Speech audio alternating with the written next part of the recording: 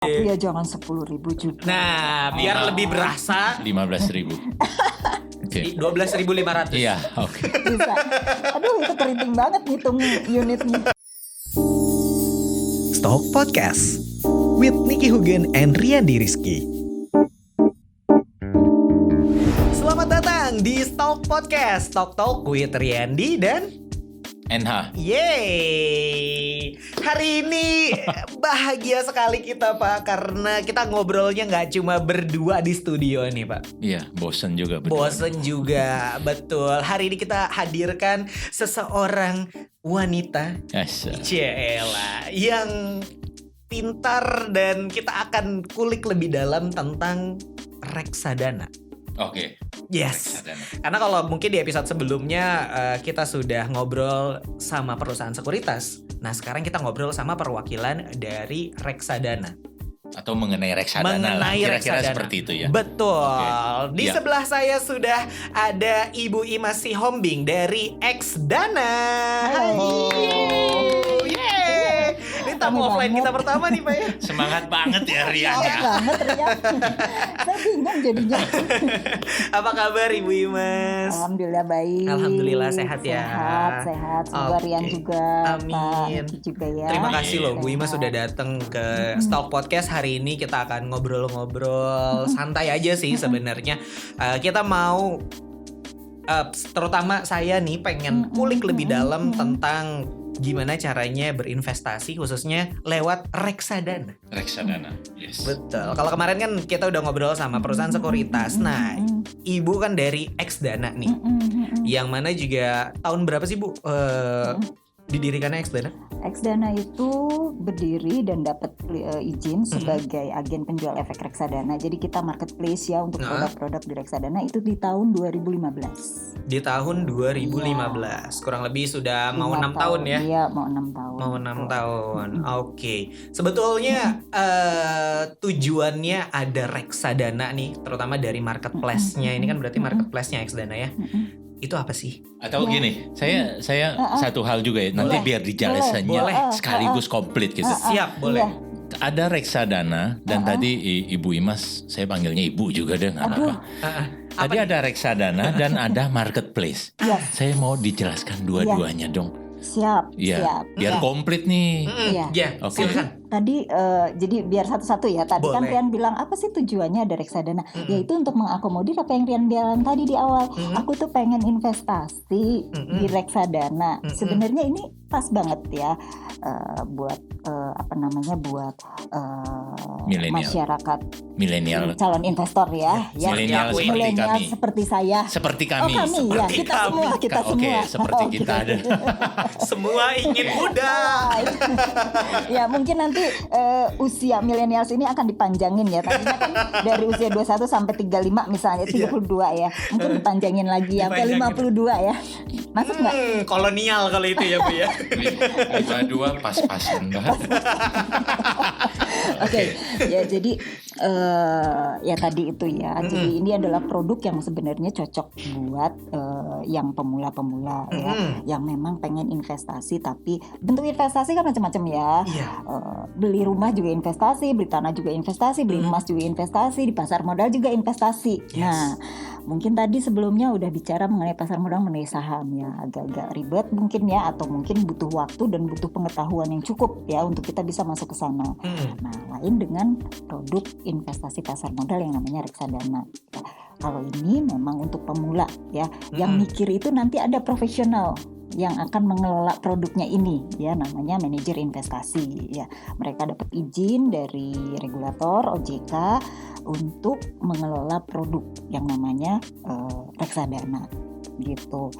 Nah, udah tahu kan ya, jadi tujuannya reksadana itu Oke. itu ya untuk menjembatani keinginan para masyarakat yang pemula ini nih ya. Tujuan awalnya ya. Oke. Yang masih takut invest langsung ke saham, betul. udah percayakan ke para Betul. ahlinya Ya, gitu.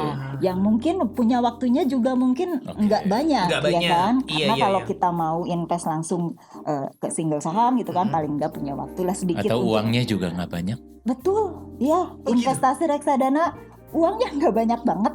Mungkin lebih banyak beli nggak apa-apa nyebut nama ya. Maksudnya lebih banyak duitnya beli coklat Silvertine daripada investasi. Berapa sih minimalnya? 10.000. 10.000 bisa jadi investor reksadana. Udah bisa bilang, oh saya investor pasar modal. Tapi jangan dibilang berapa nilai asetnya di pasar modal.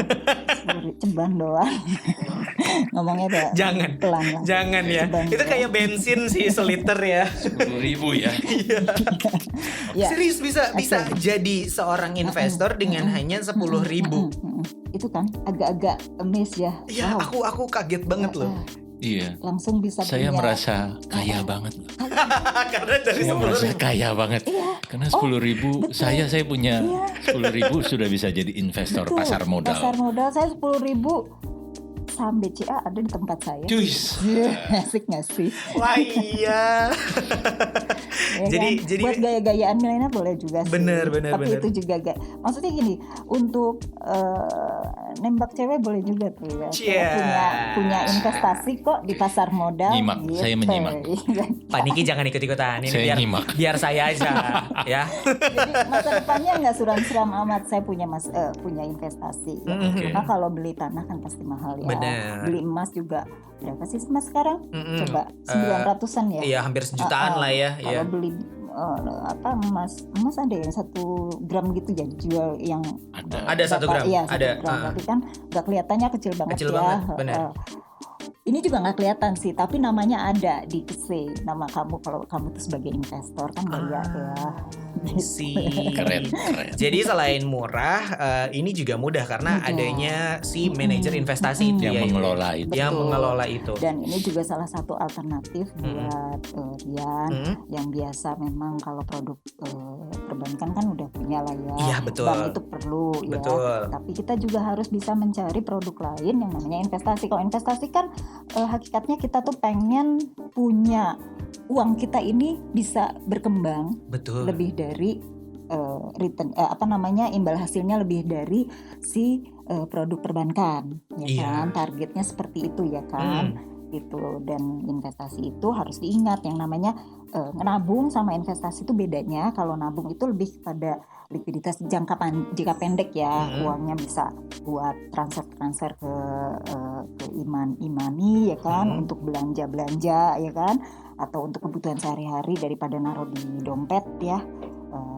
Jadi lebih baik kan, lebih aman masuk di bank. Tapi kalau investasi itu lebih kepada tujuan kita di jangka lebih panjang ya, misalnya 1 tahun ke depan atau 5 tahun, atau kalau kamu sih mungkin untuk 10 tahun 20 tahun untuk biaya nikah ya kan. Betul. Dan sebagainya gitu. Udah nikah belum? Belum sama sekali. Nyimak, saya nyimak. Nyimak mulu kalau Saya urusan nyimak. yang agak-agak. Ya. Jangan lagi soalnya. Tapi pertanyaannya gini. Paniki belum dijawab. Tapi pertanyaannya Iya, begini, masa 10.000 saya ada sih fund manager yang tadi yang jago-jago itu mau kelola, cuman uang 10.000 loh. Iya. Sebenarnya bentuknya kayak gimana reksadana? Nah, oke.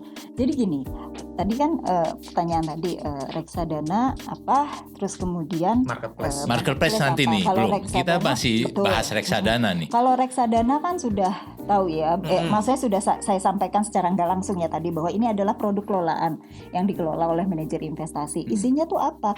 Isinya tuh semua instrumen yang ada di pasar modal. Contohnya ada saham di situ, ada obligasi di sana ya, ataupun instrumen pasar uang ya. Instrumen pasar uang tuh kayak deposito, ya, Iya. gitu. Pokoknya surat utang yang punya jangka waktu hanya 1 tahun atau yang mau jatuh tempo dalam waktu 1 tahun. Nah itu ya masuk ke dalam kategori instrumen pasar uang. Ya, ngerti nggak? Ya ngerti. Iya, bagus. Ngerti. Ya, Siap. ngerti? Udah. Oke. Nah, Saya belum. belum. Karena saya masih nunggu kenapa 10.000 saya mau Iya. dikelola Nah, oleh iya. si jagoan itu. Siap, Nah, betul. gitu. Gimana, Bu? Nah, ketika fund manager si jagoan ini ya, kita bilang si jagoan karena kan memang harus jagoan, Iya harus dong, profesional. pasti. Harus ada Dia juga sertifikasinya harus ada juga ya. sertifikasinya, harus ujian dulu, nggak Iya, ujian nggak lulus nggak bisa Benar, gitu benar, kan. benar. Terus Harus jagoan. ketika dia mau menjadi pengelola juga harus ada pengalaman-pengalaman yang memang disyaratkan gitu ya. Nah, itu dikelola nih si dananya ini. Jadi mereka mau bikin nih reksadana, isinya reksadana saham, jenisnya reksadana saham. Jadi isinya itu sesuai dengan peraturan OJK ya, untuk dalam hal kita mengelola produk reksadana saham itu harus 80% minimum isinya mesti saham-saham. Sahamnya dari mana? Saham-saham yang ada listing di bursa, itu syaratnya ya, syarat dasarnya. Nah, untuk bikin reksadana minimum dananya harus dikelola itu 10 miliar. 10 miliar. Saya 10.000 tadi. Belum, Oh, itu belum. NAB. Nilai NAB itu nilai aktiva bersih. Oke. Ya. Jadi dari dananya, dari kelolaan. Jadi mesti punya dana, mesti ngumpulin dana masyarakat itu 10 10M dulu. minimum dalam jangka waktu tertentu sesuai dengan aturannya. Kalau nggak salah sekitar 2 bulan atau 3 bulan ya. Nah 90 hari kalau nggak salah ya. Nah terus atau mungkin sekarang diperpanjang 120 hari juga ada. Kita mesti lihat lagi peraturannya. Nah dana masyarakat yang dikumpul ini sama fund manager ya, atau manajer investasi dikelola, dibelanjakan itu saham-saham ya kan.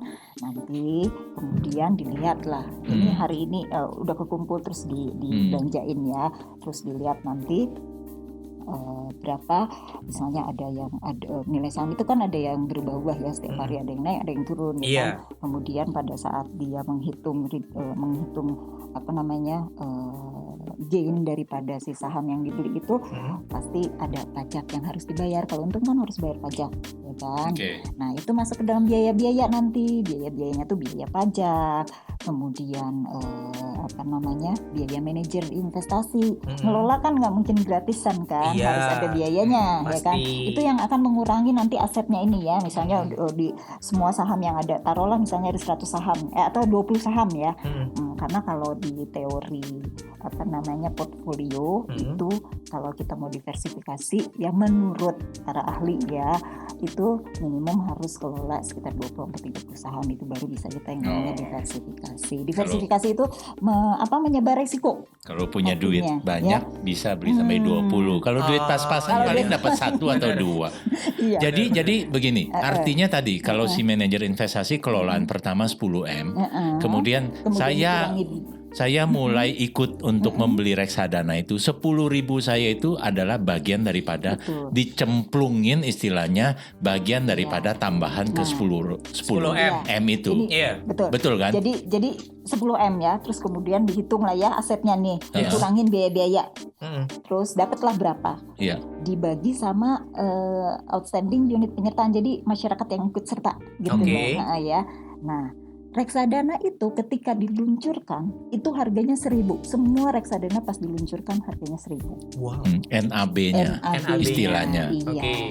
Kenapa dibilang nilai aktiva bersih? Karena isinya kan portofolio, kumpulan. Ya, setelah dihitung asetnya berapa, dikurangi biaya-biaya, dibagi dengan unit penyertaan, dapatlah bersih nilainya kan. Karena sudah dikurangin biaya-biaya, namanya nilai aktiva bersih. Dan inilah yang tiap hari dihitung sama custodian. Ya gitu.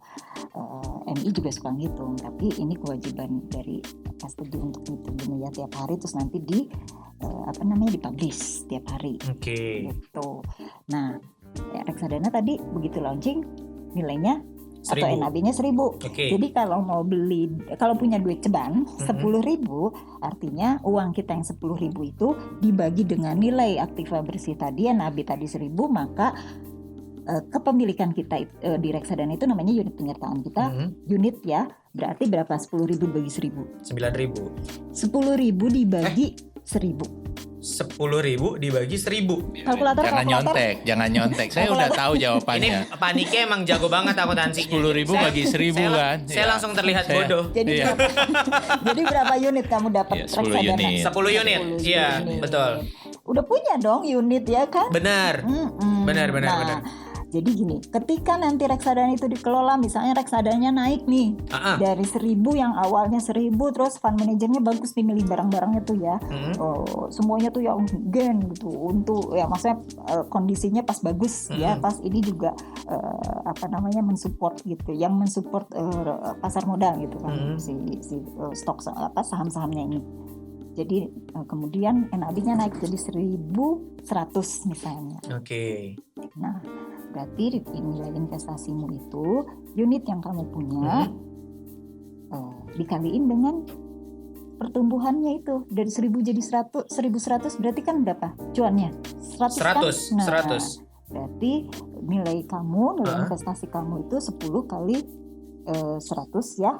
Itu Nengok berapa? sini, nengok sini. 10.000. Iya, 10.000. 1000 dong, 10 jadi kali 100. 10 kali 100. Oh. 10 kali 100. Ini saya tahu nih. Ditambah Ya. pokoknya Ini kamu gampang. tadinya berapa? 10.000 kan? Iya. Tambah 1.000. Jadi 11.000 duitmu nambah gitu. Demikian juga kalau misalnya ternyata NAB-nya bisa turun juga. Jangan salah, jangan sedih. Gitu. Jadi kadang-kadang 1.100 besok jadi 1.900 bisa saja gitu. Karena kan itulah kenapa kalau investasi di pasar modal itu juga mesti hati-hati ya. Iya, betul. Kita mesti tahu profil risikonya kita. Terus kemudian juga pada saat kita ditawarin harus diingat itu ya, bahwa investasi pasar modal tuh nggak ada yang kasih return yang pasti. Gitu. Ada berapa banyak MI saat ini? Waduh, ratusan Pak. Ratusan. Reksadananya ribuan. Ya. Kan satu MI bisa menghasilkan beberapa reksadana, beberapa bahkan puluhan reksadana, betul kan? Berarti dari ratusan MI itu menghasilkan sekian ribu. Bisa saja, bisa satu MI cuma punya 2. Betul, tapi ada juga yang punya belasan atau puluhan. Jadi tadi ada sedemikian banyak ribuan produk reksadana di pasar kan? Ya tadi sempat disebutkan mungkin ada yang saham, ada yang obligasi, ada yang pasar uang dan lain-lain, atau ada yang campuran. Jenis reksadana macam-macam. Oke. Itu yang konvensional aja yang saya sebut. Reksadana saham, reksadana pasar uang, reksadana pendapatan tetap, reksadana campuran. Itu yang konvensional ada 4. Oke.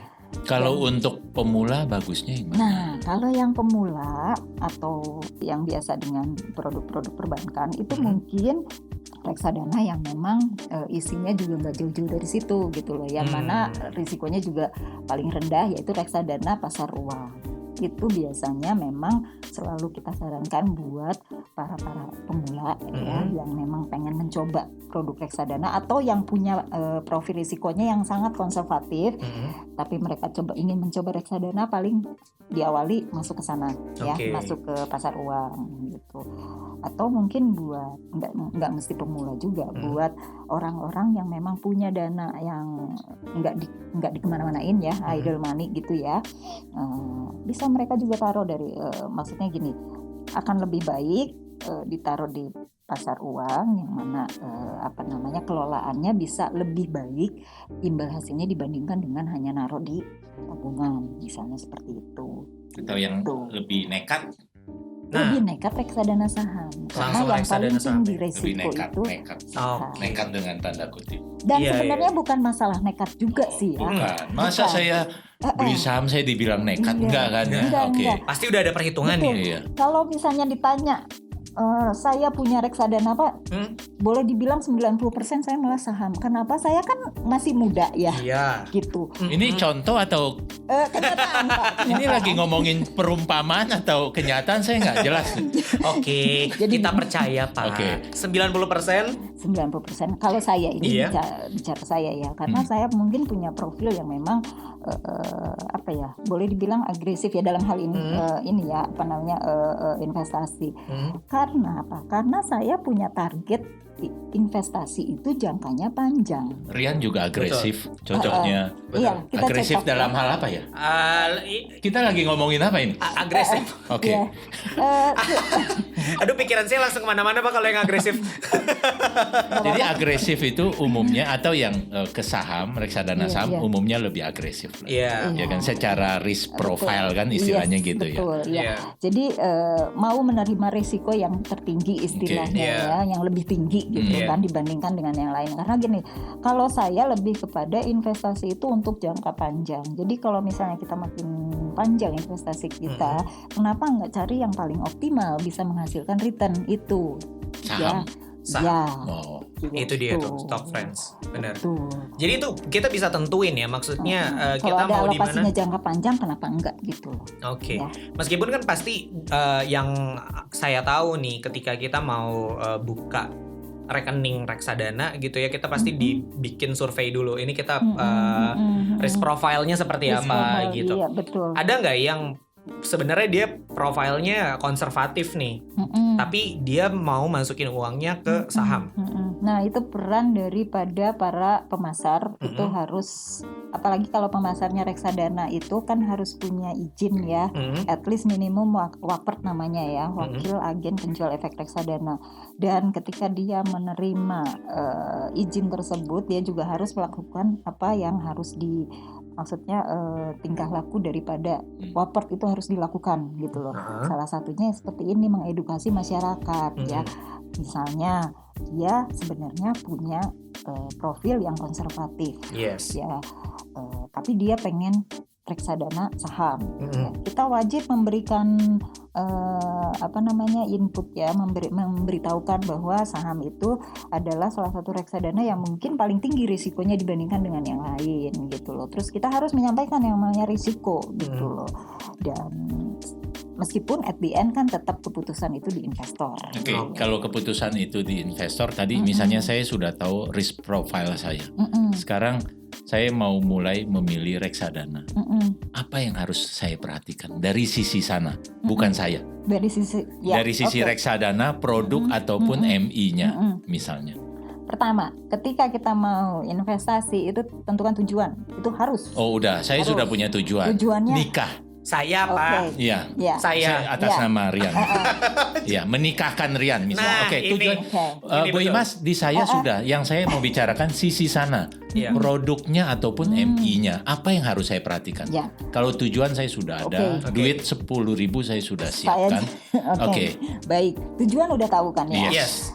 Kita paling bisa maksudnya kita tidak menyarankan, kita tidak boleh menyarankan, tapi kita menyampaikan informasi mengenai performance dari masing-masing reksadana yang Jadi yang harus dilihat itu adalah performance masing-masing. historical performance itu ya. Tapi bukan berarti historical itu akan terulang lagi ya. Tapi paling tidak kita bisa membaca bagaimana strategi daripada fund manager ini gitu dalam mengelola produk reksadananya. Nah, itu gampang sih sebenarnya, itu sih informasi seperti itu tuh sangat terbuka ya. Bisa dijangkau sama semua masyarakat, semua calon investor ya, untuk bisa mengetahui ini fundnya produk reksadananya seperti apa gitu loh.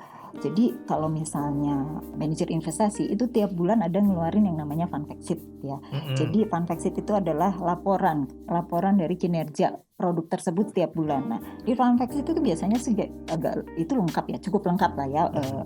Maksudnya informasi yang ringkas tapi cukup lengkap untuk bisa dipelajari oleh calon investor.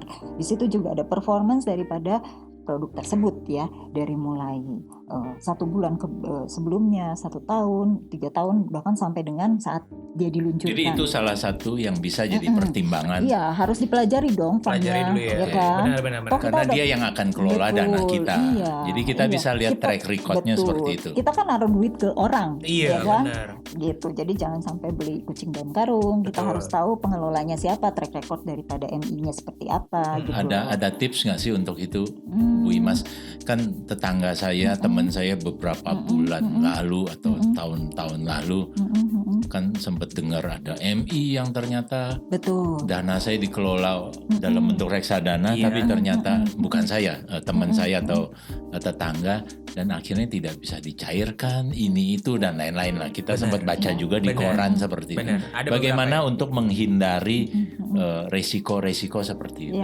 Gimana tuh Bu? Saya sih nanyanya sih udah langsung aja dia ke sana. Duit 10.000 saya berharga. Iya benar. Justru karena ini saya juga bicara mengenai saya, dan mungkin kayak background dari saya sebagai saya kerja di marketplace ya. Jadi untuk menjaga duit 10.000-nya Paniki atau Rian yang 10 jutanya gitu kan. Yes, saya 10.000, Rian 10 juta. Nggak nyebut. Oke, nggak apa-apa. Iya. Amin. Paniki tapi $10.000 ya. Amin. Oke. Kan saya belum sebut uangnya. Iya ya kan? betul.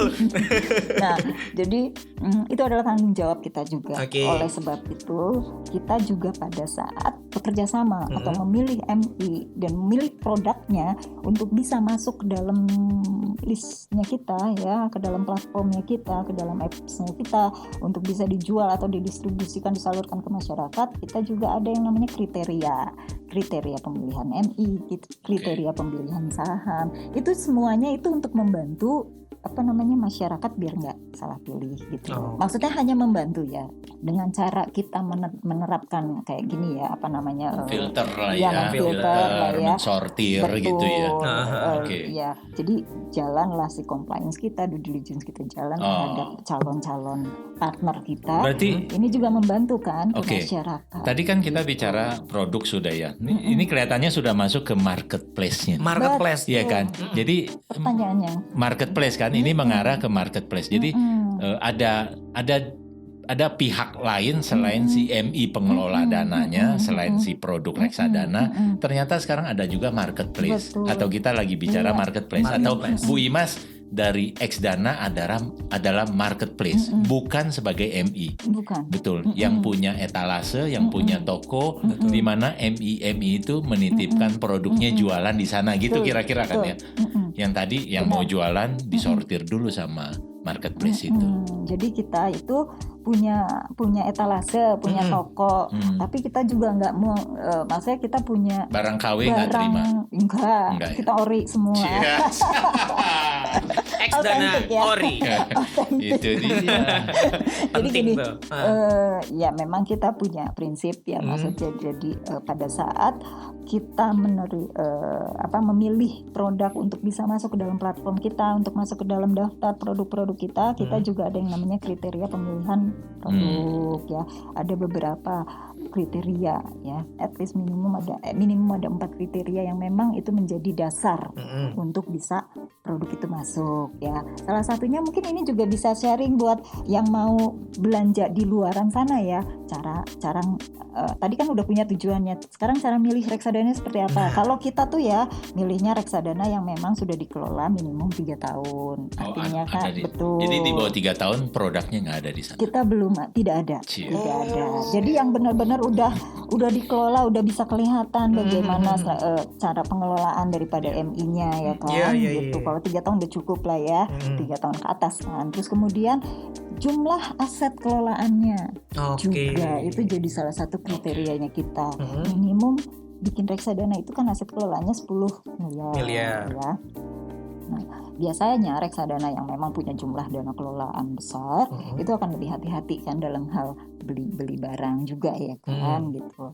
Selain jumlah, kita juga lihat si investornya, jumlah unit penyertaannya ya, si unit holdernya itu juga salah satu yang menjadi kriteria kita, karena jangan sampai itu reksadana kelolaannya 10 miliar ternyata 30% ya, maksudnya ternyata sebagian besar itu dimiliki oleh satu institusi misalnya.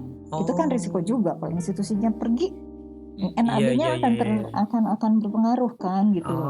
I see. Seperti itu salah satu kriteria kita. Terus kemudian ya lihat bagaimana fund manajernya mengelola itu, risk adjusted return-nya seperti apa gitu. Itu 4 yang dasar. Mungkin ini juga bisa dipakai sama teman-teman atau yang, tapi kan capek kan mau beli reksadana terus ngitung sendiri, sendiri, baca literasi ya. Itu kan sudah disortir seperti itu ya. Ada berapa banyak MI dan reksadana yang dipasarkan melalui marketplace Xdana? Ya, marketplace Xdana. Saya udah mau, saat ini saya memang, udah serius nih mau mulai invest. Ya, saya juga duduknya agak serius kalau ada gitu berapa reksadana atau ada berapa berapa MI? Saya pengen bercanda aja nih jadinya. Saya serius. Ya, harus santai, harus santai. Karena reksadana itu investasi yang nggak perlu serius, santai aja. Karena apa? Yang serius itu MI-nya. Kalau kitanya santai aja, bener. Ya, karena kan kita milih MI-nya. Benar. Yang harus serius MI-nya, mau nggak dipilih sama kita, gitu kan? Benar. Biar mereka yang pusing aja, udah kita kan cuma naruh duit aja. Jadi ada berapa? Ada berapa? Produknya? Okay. Ada berapa? Saya sampai belum jauh. Jadi ada sekitar 8 MI ya saat ini. 8 MI. Oke, kita memang batasin ya. Masih ada kuota, tapi sampai dengan saat ini kita masih dengan 8 MI, dan untuk produk-produknya ada sekitar 40 kalau nggak salah. 40 produk ya. Oke. Cukup lah ya. Cukup. 10.000. Cukup. Cukup. Bisa lah dengan berbagai risk profile kan ya Bu Imas tadi disampaikan. Jadi sebenarnya kita bisa alokasi aja kalau misalnya kita bicara risk profile secara diri kita pasti semua juga nggak ada yang berani risiko ya. Jadi artinya kita coba menyiasati dengan yang namanya alokasi dana kita. Dananya Rian misalnya ada 1M yang bingung nih mau dikemanain ya. Aduh amin. Ya, jadi gini, kira-kira yang dana-dana yang untuk sampai merit kapan? Kira-kira targetnya setahun 2 tahun lagi? Ya sekitar segitulah. Enggak, bulan April. Tahunnya belum, tapi bulan April. Kalau setahun lagi mah jangan taruh di saham ya, ntar meritnya nggak jadi. Iya jangan ya, masih dikit banget tuh Mas itu. Jadi kalau misalnya untuk biaya beli rumah masih bisa lah ya, jangkanya panjang gitu loh. Bisa kita taruh misalnya 20% taruh yang di jangka panjang, taruh di saham karena ini duitnya memang untuk nanti beli rumah gitu loh, nambahin beli rumah. Terus kalau misalnya untuk keperluan nikahnya masih 1 tahun lagi lah meskipun udah ngebet ininya, tapi jangan taruh di saham ya, tapi taruhlah di instrumen yang memang untuk periode-periode jangka pendek kayak pasar uang deposito mungkin, gitu ya. Atau mungkin juga bisa di obligasi gitu, obligasi yang isinya obligasi pemerintah misalnya seperti itu gitu. Dan nanti itu sebagai itu ya tinggal kamu alokasi aja berapa persen di sini, berapa persen di sini, berapa persen di sini. Gitu. Nah, kalau misalkan aku udah mau pakai nih marketplace-nya nih, salah satu marketplace-nya adalah Xdana gitu. Ini caranya gimana? Gampang. Caranya punya kuota. Sinyalnya bagus. Bener. Karena kalau di gunung susah ya. Punya kuota tapi susah. Iya, karena itulah kenapa ada yang namanya tahun 2015 OJK ya sudah mulai memberikan izin untuk perusahaan fintech ya untuk bisa dapetin lisensi sebagai apport. Karena sebelum tahun 2015 yang namanya beli reksadana itu hanya bisa belinya di MI-nya sendiri, beli di sekuritas company ya, atau beli di bank. Dan bank juga nggak semua cabang bisa menjual reksadana. Ya, ini yang menyebabkan yang namanya reksadana tuh nggak populer, jadi kayak eksklusif gitu ya. Padahal dari zaman dulu juga reksadana itu unitnya 1.000 harganya, jadi sebenarnya bisa murah ya gitu loh. Cuman kadang-kadang karena memang distribusinya itu melalui bank punya kebijakan sendiri, misalnya minimum beli reksadana itu harus 1 juta atau harus 5 juta, bahkan ada yang lebih. Ada dulu salah satu bank mesti belinya 100 juta gitu. Ada. Ini yang pernah kita bahas tuh Pak. Dulu tuh kesannya mahal banget. Betul. Jadi kesannya mahal ya kan. Jadi akhirnya orang malas untuk mengetahui lebih lanjut tentang reksadana. Benar. Gitu. Benar. Udah malas duluan. Betul. Padahal reksadana itu produk yang sebenarnya cocok sekali buat masyarakat kita ya.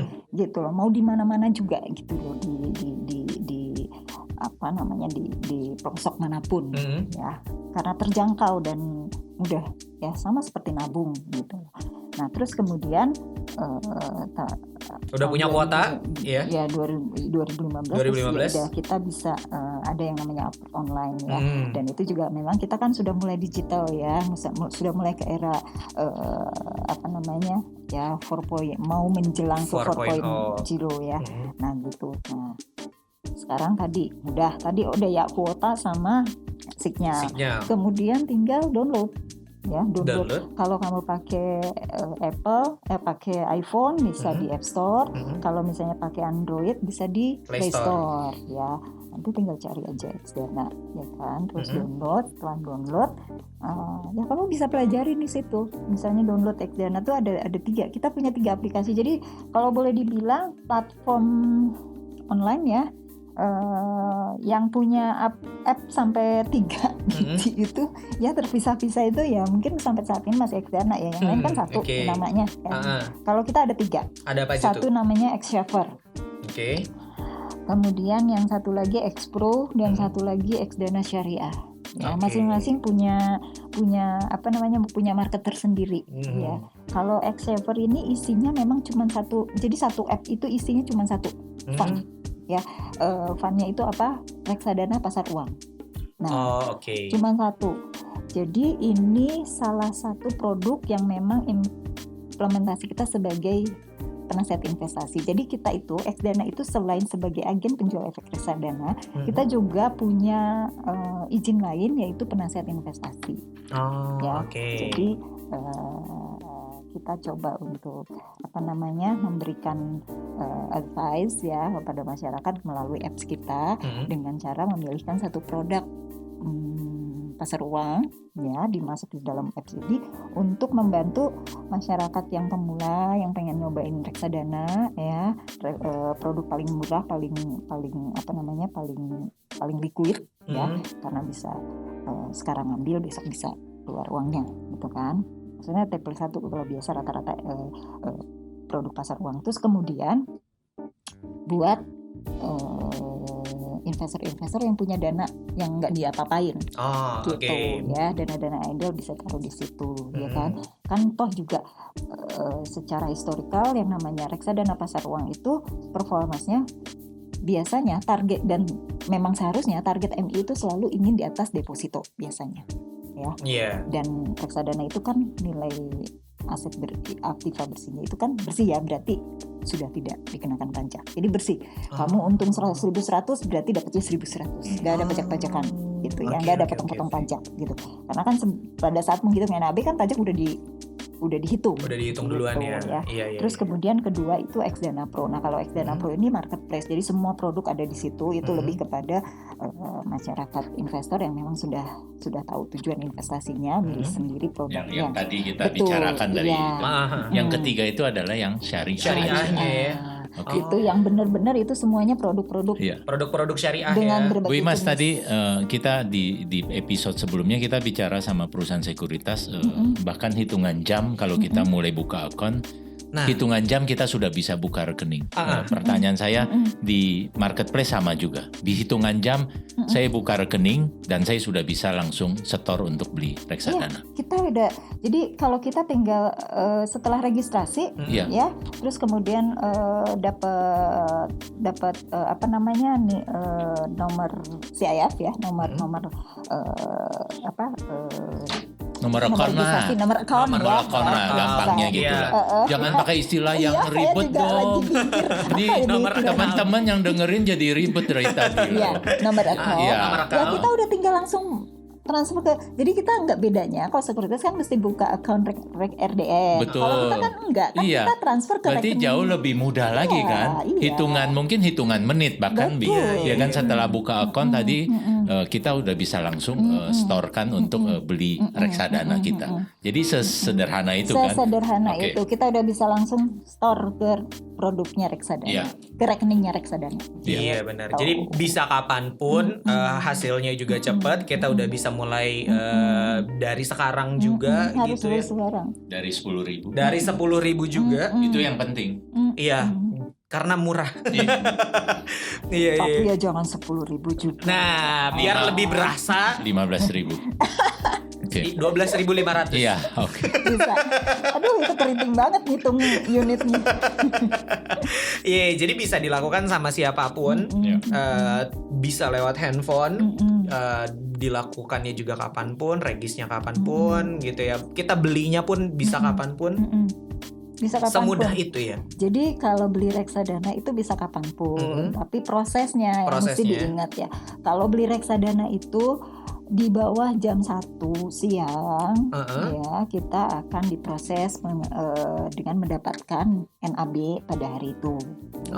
NAB itu kira-kira harga barang itu, harga si reksadana. Supaya teman-teman nggak apa sih NAB. Benar. Udah, NAB itu adalah harga si reksadana. Itu itu tuh yang merepresentasikan bagaimana si reksadana itu. Oke, kalau sebelum jam 1, kalau sesudah jam 1? Kalau sesudah jam 1 akan diproses ke hari berikutnya. Ke hari berikutnya. Dan ini emang aturannya ya. Senin sampai Jumat? Senin sampai Jumat, hari bursa. Kalau Jumat ya libur, bukan hari bursa, libur bursa yang nggak bisa. Larinya ke hari bursa yang memang hari bursa gitu.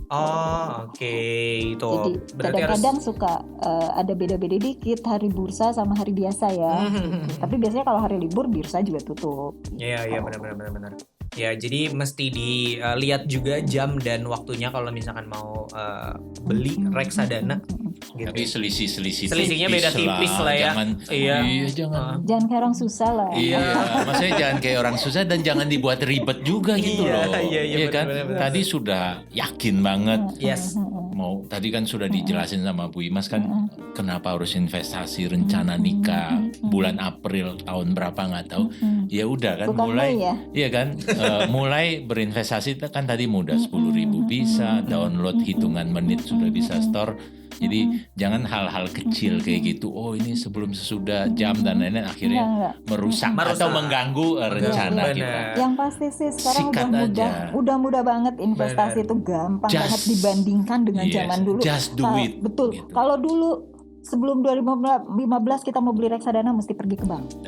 Aduh, mesti ngisi-ngisi. Mesti ngisi-ngisi tuh. Mesti face to face, mesti ngisi-ngisi.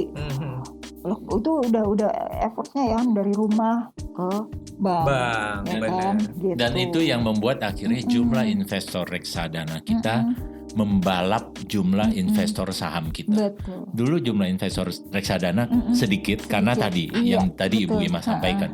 Tapi setelah semuanya dibuat sedemikian mudah dan lain-lain, tadi marketplace yang demikian hype dan lain-lain, akhirnya sekarang jumlah investor pasar modal Indonesia mayoritas justru adalah reksadana. para reksadana. Iya. Yuk.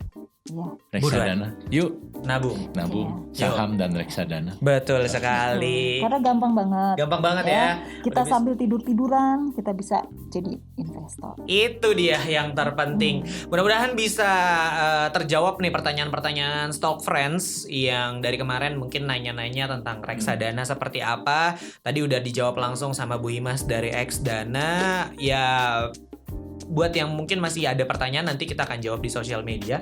Tapi ya kalau misalkan dari gue pribadi sih ini udah ngejawab banget nih Stock Friends. Udah banget ya. Jadi terima kasih banyak buat Bu Imas dari Xdana. Terima kasih Bu Imas sudah sharing tentang reksadana, marketplace seperti apa juga. Mudah-mudahan sehat-sehat terus. Sekali lagi terima kasih. Juga ya. Senang sekali. Dan buat Stock Friends yang udah dengerin, terima kasih banyak. Sampai ketemu hari Jumat depan. Jangan lupa untuk ikutin sosial medianya Stock Podcast juga di @stockpodcast. Kalau Instagram kita di @hoganiki, @riandrs. Ibu apa? @imasihombing.is. Wih, atau mungkin download tuh aplikasinya Xdana ya. Download aplikasi Xdana Saver, X-Pro atau Xdana Syariah. Yo. Oke, udah ngobrol-ngobrol barengan sama Xdana. Jangan lupa dong buat di like, komen, dan subscribe. Yes, biar kita makin semangat. Thank you, Stock Friends. Stock Podcast with Nicky Hugen and Riandi Rizky.